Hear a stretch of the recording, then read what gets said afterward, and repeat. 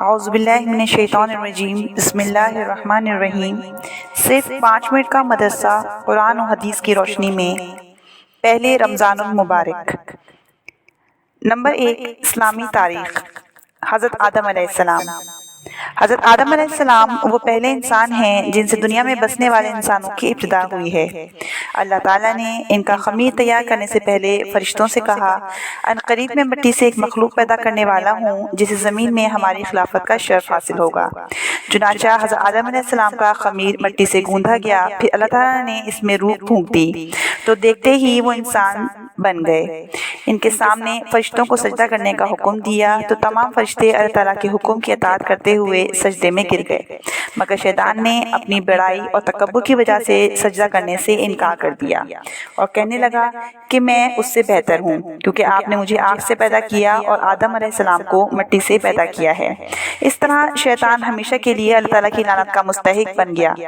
اسی وقت سے وہ آدم علیہ السلام اور اس کی اولاد کا دشمن بن گیا۔ نمبر 2، اللہ کی قدرت۔ کھجور میں اللہ کی قدرت۔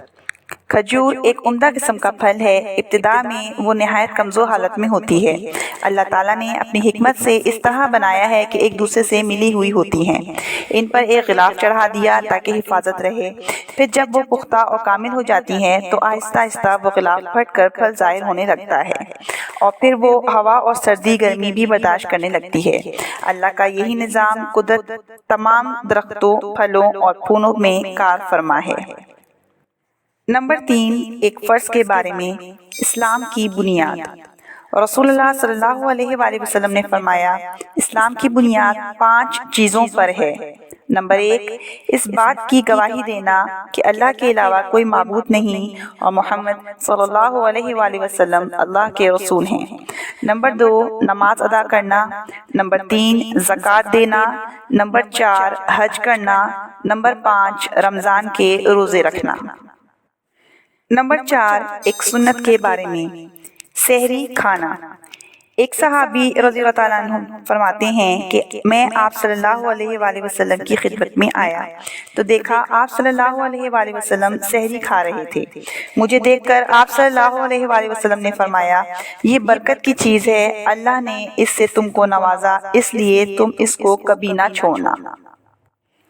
نمبر 5، ایک اہم عمل کی فضیلت، تراویح کا ثواب۔ رسول اللہ صلی اللہ علیہ وآلہ وسلم نے فرمایا، جو رمضان کی رات میں اللہ تعالیٰ کے وعدوں پر یقین کرتے ہوئے اور اس کے اجر و ثواب کے شوق میں نماز تراویح پڑھتا ہو، اس کے پچھلے سب گناہ معاف ہو جاتے ہیں۔ نمبر 6، ایک گناہ کے بارے میں، حرام غذا کی نحوست۔ رسول اللہ صلی اللہ علیہ وآلہ وسلم نے فرمایا، اس ذات کی قسم جسے قبضے میں میری جان ہے، آدمی اپنے پیٹ میں حرام لقمہ ڈالتا ہے جس کی وجہ سے 40 روز تک اس کا کوئی عمل اللہ کے یہاں قبول نہیں ہوتا۔ نمبر 7، دنیا کے بارے میں، حلال اور حرام کو سمجھو۔ رسول اللہ صلی اللہ علیہ وآلہ وسلم نے فرمایا، ان قریب ایک زمانہ ایسا آنے والا ہے جس میں آدمی کو یہ بھی پرواہ نہ رہے گی کہ مال حرام ہے یا حلال۔ نمبر 8، آخرت کے بارے میں، ہر ایک کو اعمال نامہ دیا جائے گا۔